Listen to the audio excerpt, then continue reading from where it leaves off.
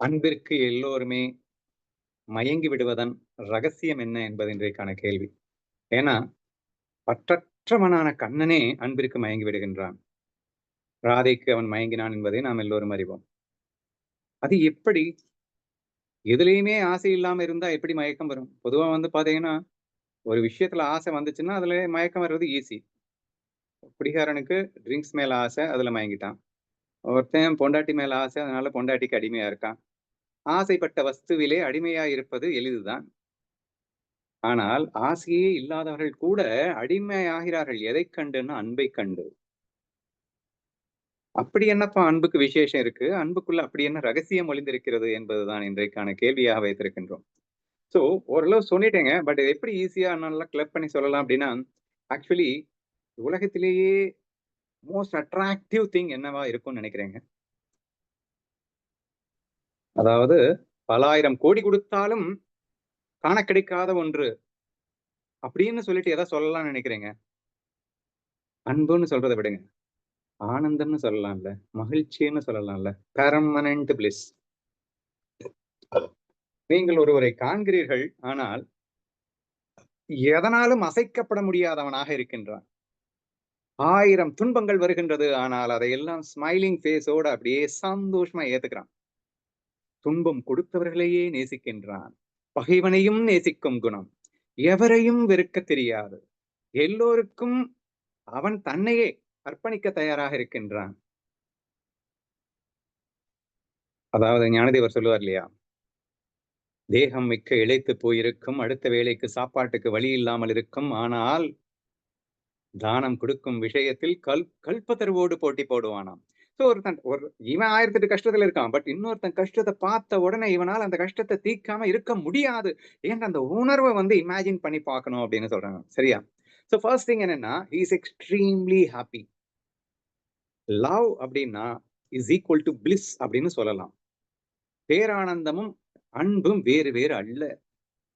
பரபிரம்மமும் பேரானந்தமும் வேறு வேறு அல்ல. அதுக்கு தான் இன்னொரு பேரு அன்பு என்று நாம் குறிப்பிடுகின்றோம். சரியா? சோ தி ஃபர்ஸ்ட் திங் ஏன் அது எல்லாத்தையும் அட்ராக்ட் பண்ணுது அப்படின்னா, மகிழ்ச்சிய வேண்டான்னு சொல்ற ஒரு வியக்தி இங்கே இந்த உலகத்துல யாராவது இருப்பாங்களா? எறும்பிலிருந்து யானை வரைக்கும் எதிர்பார்ப்பது இந்த ஒன்றைத்தானே, ஆனந்தத்தைத் தானே. அந்த ஆனந்தம் எங்கே இருக்கிறது என்றால் அன்புல தானே இருக்கு. அந்த அன்புக்கு மயங்காம எப்படி இருக்க முடியும்? சோ அன்பாக இருப்பவர்களிடத்திலே மயக்கம் ஏற்படுவதற்கு காரணம் அவர்கள் எப்போதும் ஆனந்தத்தில் இருப்பதா. The first point. ஓகேவா? ஏன்னா எந்த நேரத்திலும் எதனாலும் பாதிக்கப்படாமல் இருக்கிறார்கள்ன்னு பார்க்கும்போது, ஏன்னா நம்ம டெய்லி ஏதாவது சின்ன சின்ன விஷயத்துக்கு கூட ஐயையோ! அம்மா உட்கார்ந்து அழுதுட்டு இருக்கோம். இந்த சூழல்ல ஒருத்தன பார்க்கிறோம். ஆனா அவன் பார்த்தா அப்படி ஒரு சந்தோஷம். என்ன இடியே இடிஞ்சு விழுந்தாலும் சரி, "அட போப்பா" அப்படின்னு சொல்லிட்டு போறான் அப்படின்னு சொன்னா, ஐயோ! அப்படி நான் ஆக மாட்டேனா? This is what we call as surrender. அடிமைத்தனத்துக்கும் சரண்டருக்கும் நிறைய வித்தியாசம் இருக்கு. நான் அப்படி ஆக வேண்டும். நானும் அதுவாக வேண்டும். அதோடு நானும் மெர்ஜ் ஆகிவிட வேண்டும். அம்மாதிரி மனதை நான் பெற வேண்டும் என்ற ஏக்கம் வருகிறது அல்லவா? So that we call it as surrender. அப்போ அந்த மகிழ்ச்சி பார்க்கும்போது நமக்கு வருகிறது. நெக்ஸ்ட். யாம் பெற்ற இன்பம் பெருக இவ்வையகம். பொங்கி வெளியும் இந்த அன்பையும் ஆனந்தத்தையும் என்ன செய்ய போறேன் நானு? என்னுள் நிறைந்து பொங்கி அன்பும் ஆனந்தமும் வழிந்தோடிக் கொண்டிருக்கிறது என்றால், அதை கண்டிப்பாக எம்ப்டி மைண்டட்ல எவனாவது அன்பு கொடுப்பானான்னு ஏங்கி தவித்துக் கொண்டிருக்கின்ற இந்த இதயங்களுக்கு இந்த அன்பு போய் சேரும்போது, அவர்களுக்கெல்லாம் ஒரு இறைவனாகவே தென்பட மாட்டேனா? நல்லா யோசிச்சு பாருங்க. ஒருத்தர் இருக்காரு. அவர் பயங்கரமான அன்பையும், ஆனந்தத்தையும் அவர் மட்டும் ஜொலிக்கவில்லை. அந்த பிரகாசத்தை உலகுக்கு தருபவனாக இருக்கின்றான். உலகமோ இருண்டு போயிருக்கின்றது. அப்ப இருண்டு போயிருக்கின்ற ஒரு விஷயம் பிரகாசத்தை கண்டால், அது ஏங்காமல் என்னப்பா செய்யும்? சரியா? அப்போ அன்பு என்பது ஆட்டோமேட்டிக்காக அங்கே அவர்களுக்கு ஒரு ஈர்ப்பு சக்தியாக மாறிவிடுகிறது என்பதை புரிந்து கொள்ள வேண்டும். சரியா? இன்னொன்னும் சொன்னேன் நானு. கிளாஸ்ல என்ன சொன்னேன்னா, ஒரு 2 பேர் இருக்காங்கப்பா.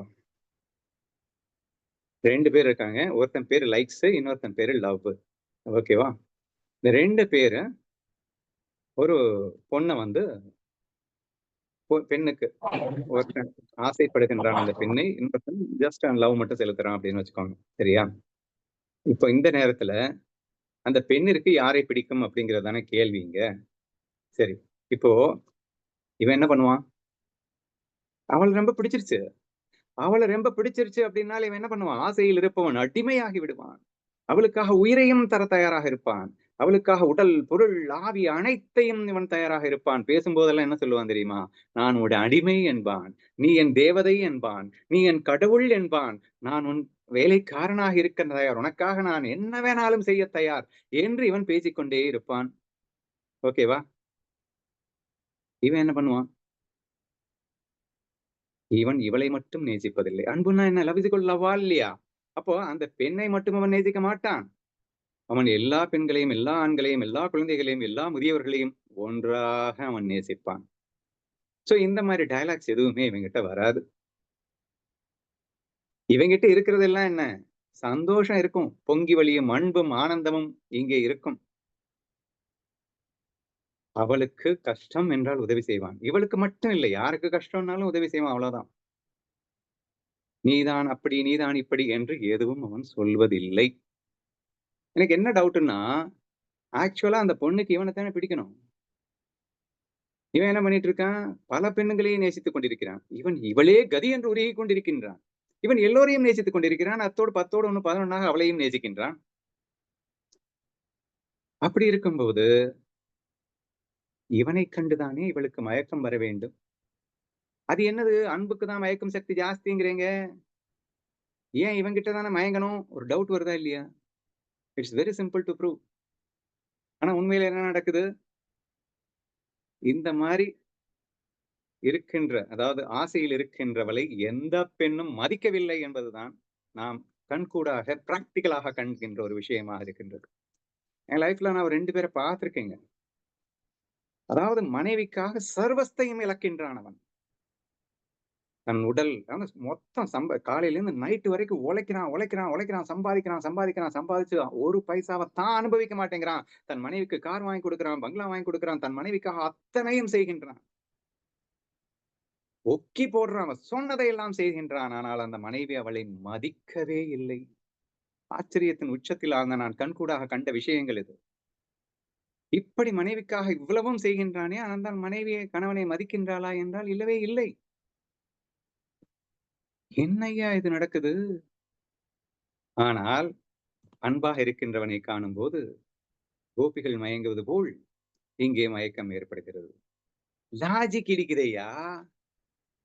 அவன் என்னடான்னா எல்லாருக்கும் காட்டுறான்னு பார்த்தா இங்கேயும் காட்டுறான். இவளுக்குன்னே சர்வஸ்தையும் கொடுக்குறானே! இங்க தானே மயக்கம் வரணும். லாஜிக் வெரி சிம்பிள் தாங்க. ரொம்பலாம் இல்ல. மட்டமான வஸ்துவ யாருக்குமே பிடிக்காதுங்க. கீழான வஸ்துவ யாருக்குமே பிடிக்காதுங்க. சரியா? ஆ அது ஏதோ தெரியும். கீழான வஸ்து அப்படின்னு சொல்றது, இவன் அந்த பெண்ணிடம் "நான் உன் சேவகன், நீ என் தேவதை, நீ என் கடவுள்" என்று அவன் சொல்லுகின்றான் அல்லவா? சொல்லும்போதே நான் அதல பாதாளத்துக்கு இறங்கி விடுகின்றேன் அல்லவா? அப்போ நான் இந்த டயலாக்ஸ் அடிச்சுட்டு "நீயே கதி என்று நான் வாழ்வேன். நீ இல்லை என்றால் நான் இல்லை" என்று சொல்லும்போது, ஃபர்ஸ்ட் திங் என்ன நடக்குதுன்னா, நான் கீழ போயிர்றேன்.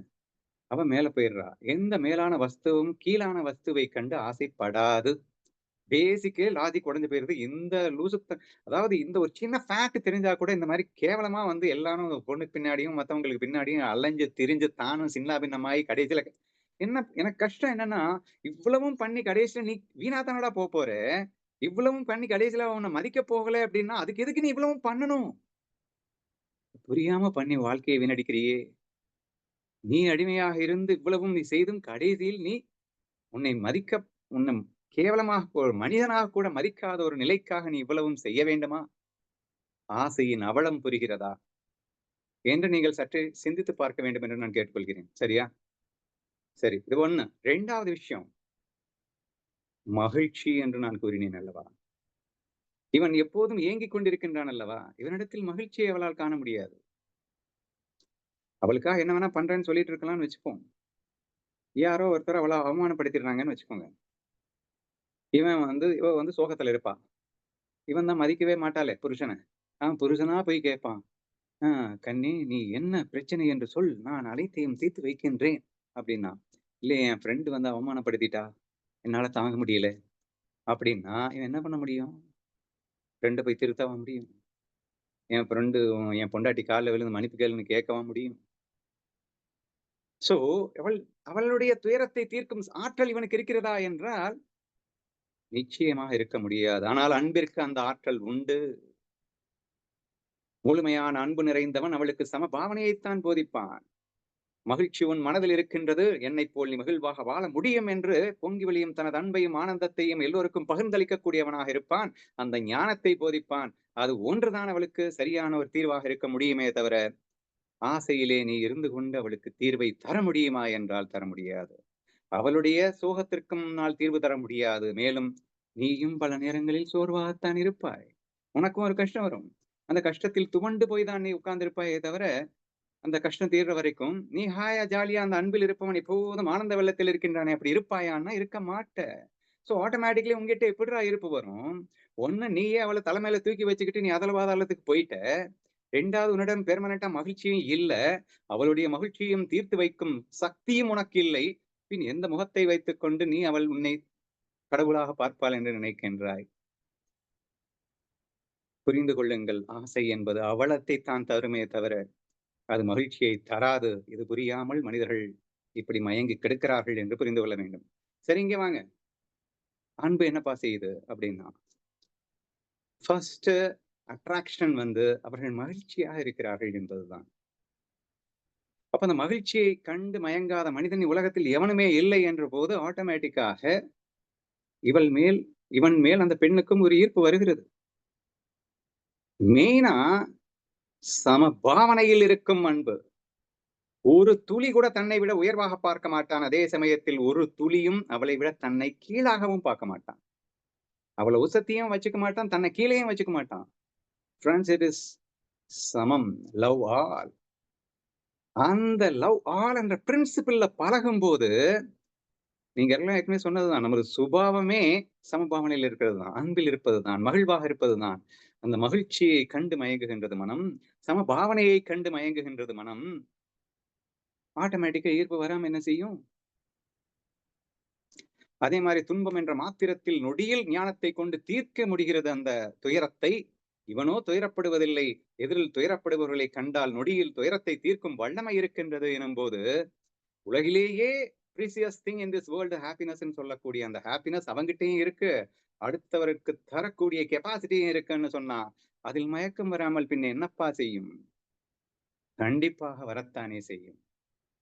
2வது மேஜரா சுதா சொன்ன மாதிரி நம்மளுடைய சுரூபமே அந்த ஆனந்தத்தில் இருக்கிறது, அன்பா இருக்கிறது தான். அதை நான் மறந்து தொலைத்து வாழும்போது, என்னை நினைவுபடுத்தி நீதான் அது என்று உணர்த்துகின்ற ஒரு உருவம் முன் தென்படும் போது, அதன் மேல் ஈர்ப்பு வராமல் என்ன செய்யும்? எனக்கு பிடிச்சது, ஏன்னா என்னுடைய சொரூபமே அதுதான் என்றால், அது அங்கே இருக்கிறது. நானும் மறந்து தொலைத்து உட்கார்ந்திருக்கின்றேன். அதை காணும்போது அட்ராக்ஷன் ஆகாமல் என்ன செய்யும் என்பதை எல்லாம் உணர்ந்து பாருங்கள். எதையும் இழக்க தயாராக இருக்கின்றான். ஏனென்றால் தன்னிடம் மகிழ்வு எப்போதும் இருந்து கொண்டிருக்கிறது. பயம் என்றால் என்னவென்றே தெரியாமல் வாழுகின்றான்.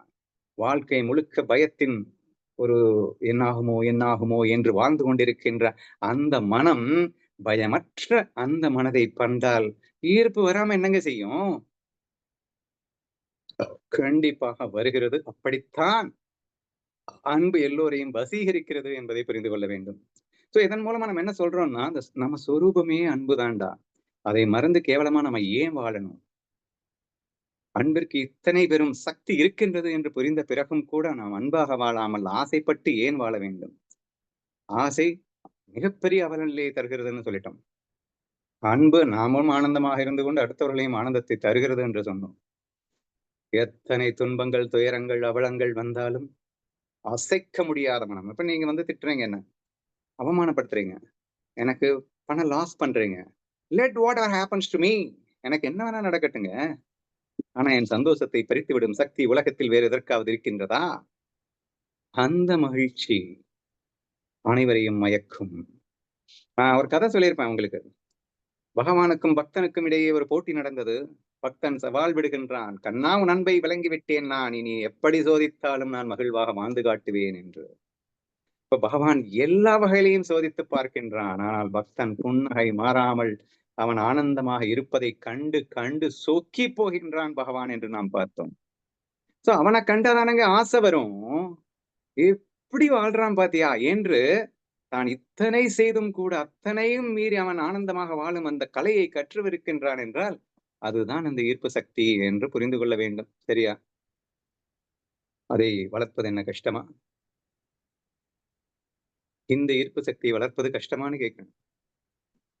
முக்கியமா ஒ- ஒருத்தன் ஒரு பெண்ணிடம் மயங்கி இருக்கின்றான். அவளே கதின்னு இருக்கான். ஆனா அவன் இவனை மதிக்க மாட்டான். ஆனா இன்னொருத்தன் இருக்கான். அவன் எதற்கும் மயங்காமல் இருக்கின்றான். அவளுக்கு மட்டும் மயங்கலங்க. எதற்கும் மயங்கவில்லை. Please underline this fact. இவளுக்கு மட்டும் மயங்கினான். ஆனால் அவள் மதிக்கவில்லை. ஆனால் இங்கே இவளுக்கும் மயங்கவில்லை, எவளுக்கும் மயங்கவில்லை, எதற்கும் மயங்கவில்லை என்று புரிந்து கொள்ள வேண்டும். ரதி, ரம்பை போன்ற எத்தனையோ பேர்கள் இவனை மயக்க முயற்சித்துக் கொண்டிருந்தாலும் அசராமல் அந்த சமபாவனையை விட்டுக் கொடுக்காமல் இவன் கீழ் இறங்குவதில்லை என்பதை காணும் போதே அட்ராக்ஷன் வராம எப்படிங்க போகும்? சூட்சுமம் இவ்வளவுதான். நீ எதற்கும் மயங்காமல் இருந்தால் உன்னை கண்டு அத்தனை பேருக்கும் மயக்கம் வரும். So simple logic. ஏன்யா நீ எதுக்காவது போய் மயங்கிட்டு அந்த மயக்கிறதுனால உனக்கு ஏதாவது கிடைக்க போகுதான்னா கேவலப்பட்டுக்கிட்டு இப்படி வாழுகின்ற அந்த வாழ்க்கை அவசியமா? அப்ப அப்ப இந்த அன்புங்கிறது என்னது? விருப்பு வெறுப்பு இல்லாம இருக்கிறது, சமபாவனையோடு இருக்கிறது. இதுக்குதான் அன்பு. டெய்லி நம்ம பேசுறதுதான். சோ எதற்கும் அடிமையாகாமல் இரு, எதற்கும் மயங்காமல் இரு, எது நடந்தாலும் புன்னகையோடு வாழ்ந்து பார். அந்த அன்பையும் ஆனந்தத்தையும் எல்லோருக்கும் கொடுக்க தயாராக இரு. பகைவனையும் நேசிக்கும் வல்லமையை கொண்டு வா. இது ரொம்ப ஈஸிங்க. எப்படிங்க பகைவனை நேசிக்கிறது? டேய் நீ சந்தோஷமா தான் இருக்க. அவன் ஒருத்தன் கஷ்டப்படுத்துறான். ஆனா கஷ்டப்பட்டு தானே கஷ்டப்படுத்துறான். அவன்கிட்ட லவ் இல்ல. So therefore he is struggling. அதுவும் என்னால பாவம் கஷ்டப்படுறான். அந்த கஷ்டத்தை எனக்கு கொடுக்கலாம்னு நினைக்கிறான் பாவம். அதை கொடுக்க முடியாம மறுபடியும் கஷ்டப்படுறான் என்று நினைக்கும் போது அவனிடம் நேசிக்கத்தானுங்க தோணும். ஐயோ அந்தோ பரிதாபம். என் என் நண்பன் அறியாமையில் அவன் பகைவனை நினைச்சிட்டு போகட்டுங்க. நீ நண்பனா தானே பார்க்க முடியும். அறியாமையில் துயரப்படுபவர்களை காணும் போது ஒருவன் கஷ்டப்படுவதை காணும் போது இலகுவது என்பது மிகச் சாதாரண விஷயம்தானே. உன்னையே துன்புறுத்தினாலும் நீ இலகுவாய். ஏனென்றால் நீதான் துயரப்படலையே. இடும்பைக்கு இடும்பை படுப்பர், இடும்பைக்கு இடும்பை படாதவர் என்றான் வள்ளுவன்.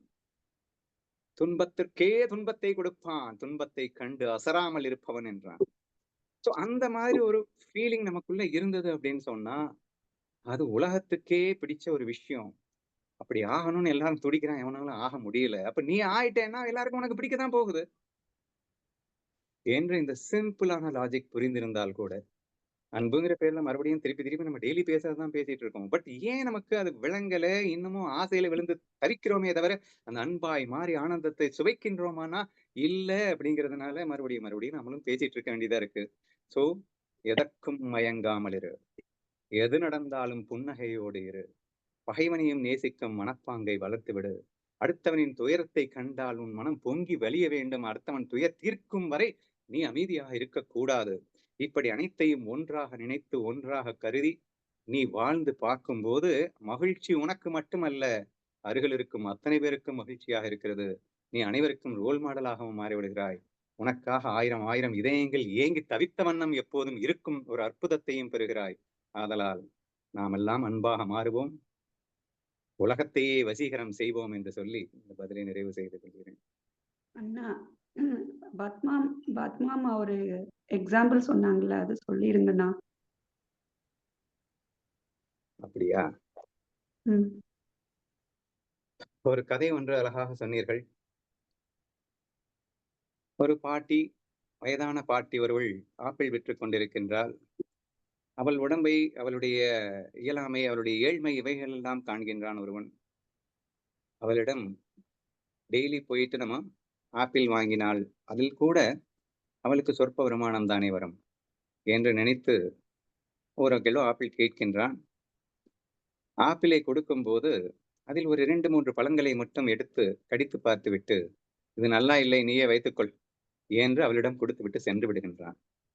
இதை ஒரு நண்பன் பார்த்துக் கொண்டே இருக்கின்றான். ஒவ்வொரு நாளும் இதையே செய்து கொண்டிருக்கிறாயே ஏனப்பா என்று கேட்க, அந்த மூதாட்டியை பார்க்கும்போது எனக்கு வருத்தமாக இருக்கின்றது. அழகான சுவையான ஆப்பிள்களை எனக்கு தருகிறாள், ஆனால் அவள் உண்கிறாளா?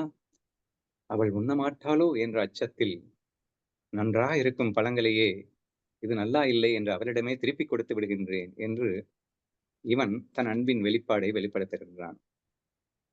அதே மாதிரி அந்த பாட்டி கவனித்துக் கொண்டிருந்த இன்னொருவள் அந்த பாட்டியிடம் கேட்கிறாள், இங்கே என்ன நடக்கின்றது? ஏன் இது டெய்லி நடக்கின்றது? அந்த பையன் நினைத்துக் கொள்ளுகின்றான், அவன் எனக்கு உதவி செய்ய வேண்டும், அன்பு காட்ட வேண்டும் என்று வேண்டுமென்றே நன்றாக இருக்கின்ற பழங்களை எனக்காக கொடுத்துச் செல்லுகின்றான். அவன் அன்பை கண்டு நான் மெய் சிலிர்க்கின்றேன் என்று சொன்னாளாம் அந்த பாட்டி. உன் அன்பு மட்டும் சளைத்ததோ? நானும் காத்துக் கொண்டுதான் இருக்கிறேன். எல்லோருக்கும் 1 கிலோவுக்கு 6 ஆப்பிள் வருகிறது என்றால், நீ மட்டும் இவனுக்கு 8 ஆப்பிள் போடுவதை நான் கண்டு கொண்டுதான் அம்மா இருக்கிறேன் என்று இவள் சொல்ல, அது என் சாமர்த்தியம் அல்ல. 2 ஆப்பிள் எக்ஸ்ட்ரா போட்டாதான் என் தராசே சரியா காட்டுது. அன்பிற்கு அத்தனை வசீகரம் இருக்கின்றதப்பா. அவனது அன்பை காணும்போது ஆப்பிள் தானாக ஓடுகிறது 2 ஆப்பிள். நான் என்ன செய்வேன் என்று சொன்னாளாம். அதாவதுங்க, நம்ம நாட்டுல எப்படி சண்டை போடுவோம் தெரியுமா? எனக்கு வேணும், எனக்கு வேணும், எனக்கு வேணும். அப்படி அரே நான் லேண்ட் இருக்கு அப்படின்னு வச்சது எனக்கு குடு, எனக்கு குடுன்னு சண்டை போடுவோம். ஆனா, இல்லப்பா நீ வச்சுக்கோ, நீ வச்சுக்கோன்னு சண்டை போடுறத கொஞ்சம் இமேஜின் பண்ணி பாருங்களேன். எவ்வளவு சந்தோஷமா இருக்கும்னு. ஒரு லேண்ட் இருக்கு. அண்ணன் தம்பிங்க இருக்காங்கன்னு வச்சுக்கோங்க. நீயே வச்சுக்கோன்னு இவன் சொல்ல. இல்ல நீயே வச்சுக்கோன்னு இவன் சொல்ல. இல்ல ப்ளீஸ் நீயே வச்சுக்கோன்னு இத சொல்ல. இதுதானங்க நல்லா இருக்கும்.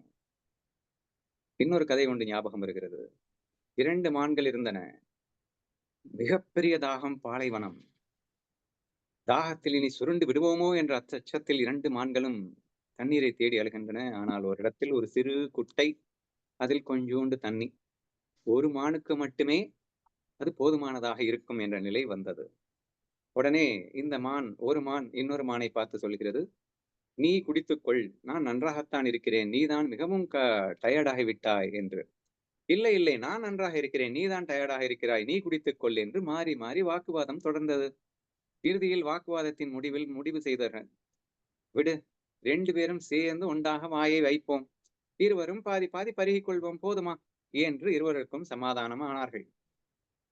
இருவரும் சேர்ந்து வாயை வைத்தார்கள். 2 மான்களும் சேர்ந்து வாயை வைத்தன.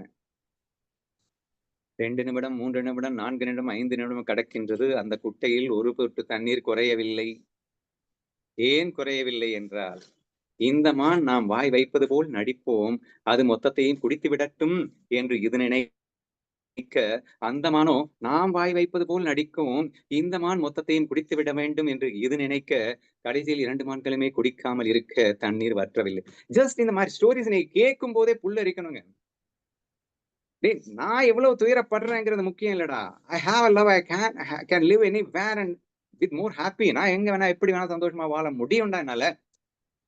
ஆனால் அடுத்தவர்கள் அப்படி வாழ முடியுமோ இல்லையோ என்று எனக்கு தெரியவில்லையே என்று அடுத்தவர்கள் துயர் துடைப்பதற்காக துடிக்கின்ற அந்த மனம் இருக்கின்றல்லவா, அதை காணும்போது எவருக்குத்தான் மயக்கம் வராது என்று சொல்லத்தான் தோன்றுகிறது. ஆதலால் அனைவரும் அன்பாக மாறுவோம் என்று சொல்லி நிறைவு செய்கின்றேன். ஓகேண்ணா. Thank you.